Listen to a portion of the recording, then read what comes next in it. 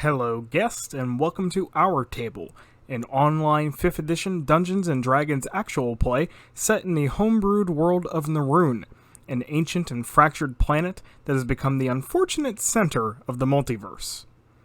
This game tells the story of the Eight, a group of eccentric travelers whose collective ADD leads to bizarre plans, intense laughing fits, and an incredibly heartfelt group of people who will support each other through the worst of scenarios.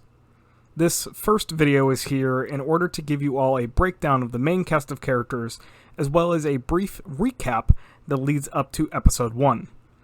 To begin, allow me to introduce myself. My name is Kyle, though you can refer to me as Doom, and that's with a capital DM. I am the creator of the world of Naroon, as well as the dungeon master for this truly stunning group of friends I have. Next, allow me to introduce the actual party, in no particular order. First, let's start off with Cam. They play the character of Melio Kakanikai, a Kosai merfolk who is a bard of glamour. Melio is a regicide from a nomadic tribe in the Glaucus archipelago. She left home soon after accidentally killing the son of a king while defending her own home. She ended up in the desert nation of Phil, yes, Phil, where she trained to be a bard, and had her unfortunate and terrifyingly haunting year inside of the Feywild, a year of memory she has yet to recall completely. Next up is the character played by Aaron. He plays Ashti Ilms, a Kenrin who is a rogue assassin. Ashti's father, Dendrick, had been killed when Ashti was just 2 years old by the infamous pirate known simply as Suleiman. He was raised by Suleiman, who acted more like a torturer than a father figure to him. Eventually, Ashti was betrayed by one of Suleiman's men, pushing Ashti to lone mutiny, paralyzing his abuser and escaping to live his own life for the very first time. Next, we have Paula. She plays the character of Hestia Aedarin, a human phoenix sorceress. Hestia was born in the country of Tilda, a traditionally medieval land with a strong hatred towards those of magical origin.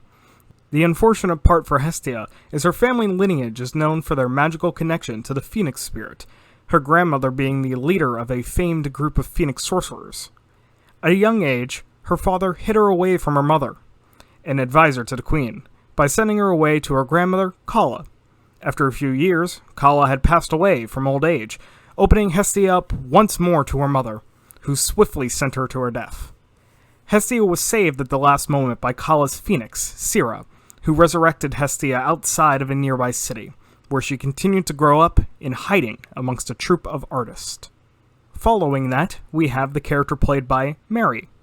She plays Light on the Water's Edge, a tabaxi who is a bard of lore. Edge's life can be easily summed up as practical paradise, both in the relationships with her family and the location of her village in a remote area of the Glaucus archipelago. She learned how to sail from her uncle, being raised to become a part of the Cat's Cradle trading ship as the shantyman. Moving from there, we have the character played by Alec. Alec plays Drago Brighthammer, a Goliath who is a paladin of ancients. Drago is the seemingly last member of a tribe of Goliaths from the outskirts of the frozen country of Gorovas. His parents, during the devastating raid on their home, sent him drifting down the river to the capital city, where he was rescued and raised by the noble family of Brighthammer. Once at an appropriate age, he had pledged himself to the god of Goliaths and set out with a group of mercenaries in order to find out more about his past and who attacked his home so many years ago. And last, but certainly not least, we have the character played by Reed. Reed plays Dardos Exkius, an abyssal tiefling who is a rogue thief. Dardos was born the bastard son of Radamel Stravecki, a nobleman in the province of Tilda. Given the nature of law in Tilda, Dardos' identity as Radamel's son was kept a secret, having him don a mask of disguise to appear as a human servant boy in service to Radamel and his daughter Annabelle, who had grown a loving sibling relationship with her half-brother. In his teenage years, his father was discovered to have been communing with demons from the abyss for purposes of his own advancement. The villagers stormed their manor and burned it to the ground, his father presumably dying in the fire as Dardos ran from the country with Annabelle. Now, Annabelle waits in hiding far from their original home, while Dardos goes out into the world, stealing what he can to keep the two alive. Now then, it should be important to note that as this is going up, we are celebrating our 2-year anniversary of our group. As such, we have a massive backlog of recordings that I will be editing and uploading once or twice a week until we are officially caught up with present day. We've experimented with different ways of recording, different formats, different microphones, and most recently we've actually started to record our visual in addition to our audio. Do keep this in mind, as the quality of the show only improves from episode 1, especially since the very first episode is recorded with a set of Apple earbuds. Ugh. All of this out of the way, allow me to regale you with the story of how the 8 began. On the dawn of the 1st of January in the 1500th year of the 25th era, Melio, Hestia, Ashti, and a few others awoke in the hold of a small ship run by pirates. Having been kidnapped and tied together, the group worked to break free and fight their way off the boat, killing the captain of the ship in the process, a man they later learned was a pirate lord named Berryment. After killing Berryment, the party investigated his quarters on the ship, finding a colorless dragon egg with a note to Berryment stating that it be returned to the offer of the note for immediate incubation, the note having been signed by a singular letter, D.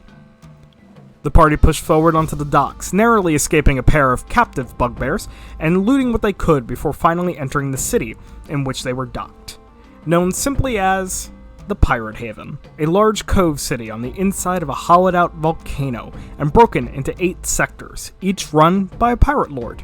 Inside Berryman's sector, the group ran into a small dispute between a thief and a very irate man named Rick. In order to solve the dispute, Melio convinced the man to turn to the church in order to calm his anger issues, a decision that later proved disastrous. After finding themselves in the center plaza of Berryman's sector and a particularly shady deal with a woman named Becky Slityourthroat, the party witnessed an announcement by the captain of the guard, Nottingham, who declared the news of Berryman's identity as one of the 8 pirate lords and confirming to the public about his death. Nottingham then declared himself as a stand-in pirate lord until a new one is properly chosen. Finding this news unfortunate, the party was then approached by a mysterious man in a brown cloak, who asked that they meet him in the attic of the local tavern. Once there, and after confronting the particularly pretentious bard known as Krillic the Entertainer, the man in the cloak revealed his intention to hire the party, naming himself as G. He intended to hire the party to kill some of the other pirate lords, so that G could instill his own men being mummy lords that he had full control over.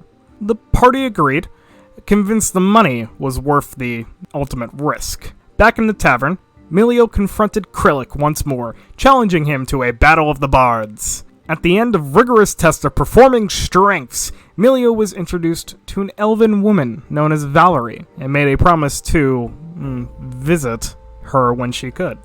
The party's first objective, before going after the other pirate lords, involved ridding Berryman's sector of Nottingham, leading them into a pocket dimension where Nottingham secretly trained his men and had meetings away from prying eyes. They entered a fight with him while there, only to discover that the version of Nottingham they were fighting was a mere illusion. Leaving the pocket dimension, the party took the time to investigate the local Church of Poseidon, which had fallen into disrepair given the widely held belief that the god was dead. This is where they had sent Rick and intended to check on his progress. Upon arrival, though, they discovered Father Cutter, the young priest of the church, and found no sign of Rick whatsoever. After finding a vent with a particularly foul smell coming from beneath the church, they snuck into the basement of the church, discovering mutilated and demonically powered individuals who had lost their souls completely. They also had a brief run-in with a truly horrific man known as the Cannibal, who quickly took a bite out of one of the party's brief companions before being killed in just one shot. The party went on to find Rick being mutilated by Father Cutter, his eyes having been gouged out of his head. They dispatched of Father Cutter and rescued Rick, but their celebration ended quickly when they discovered that both Father Cutter and the cannibal's bodies had disappeared after death, with signs that they had both gotten up and just run away. After the party dropped Rick off in a hospital and Ashti accidentally pushed a young child named Timmy off of his hospital bed, they traveled to the small mines that led underneath the city, finding a hidden temple to Poseidon run by ancient turtle people. Here, they retrieved a trident, thought to have been Poseidon's. Further into the mines, the party stumbled upon a lone kobold, and knowing that more would not be far beyond that, they proceeded to quickly execute this young kobold and their parents, later finding out that the kobolds hiding in the rest of the cavern that they had thought to be dangerous were actually quite well put together as a society. In regret for their rash decision, they hid the bodies and made an attempt to escape. At that time, the pirate lord Horatio arrived, letting the party know that these kobolds were considered a part of his family. Horatio then invited them up through a secret passageway into Nottingham's manor, where a dinner was being held in memory of Berryment. The party followed him inside, arriving to the dinner after a much-needed bath. There, the party met the actual Nottingham, along with a few of the other pirate lords, namely Brown, who was eating an unidentifiable misty pink gloop from a pot, and Gideon, the man known as the Pirate King. Of course, after dinner they discovered that Gideon was in fact the god Odin, who was using the past 2 eras as Pirate King as a vacation from being a god.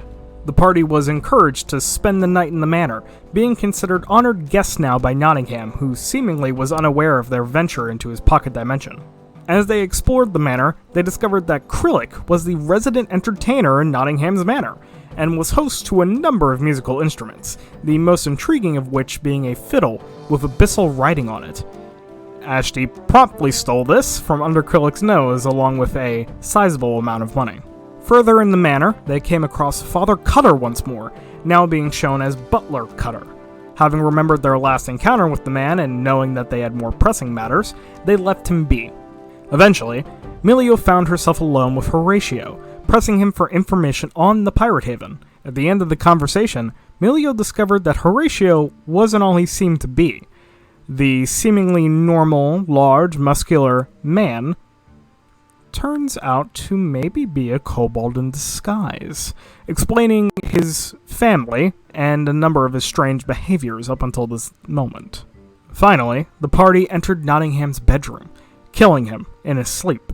The deed having been done, followed by G arriving seemingly out of absolutely nowhere, congratulating the party and stating that their pay would be provided once the other pirate lords were offed.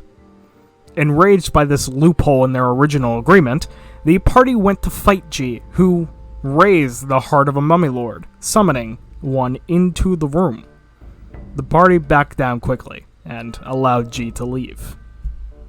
Knowing their actions would be discovered quite soon, they quickly left the manor, going to pick Rick up from the hospital and hastily making their way into the next sector of the Pirate Haven. This is where they ran into Edge, who, on a whim, decided to join these strange individuals while she remained in the city with her crew. After exploring this new sector for a little while and being witness to a mass citizen vote on the topic of dragon cultist, where another pirate lord, Datra, a glowing golem known for his advancements in technology, was present, the party retired to an inn, and for the first time in several days, got a proper night's rest. Well, there you have it, short and sweet. The first several sessions of the 8 completely summarized. You're now fully prepared to continue forward into episode 1, where the party meets a vital NPC and finds out just what dangers the world has waiting for them. I really do hope that you enjoy our story. We've spent the past 2 years playing relatively consistently every week to every 2 weeks, putting together just this kind of amazing tale of these characters and how their relationships change and form and fall apart and how they deal with their struggles together as kind of a new family. If you want to, please do drop us a like and share this with your friends, and also remember, there is always a seat available at our table.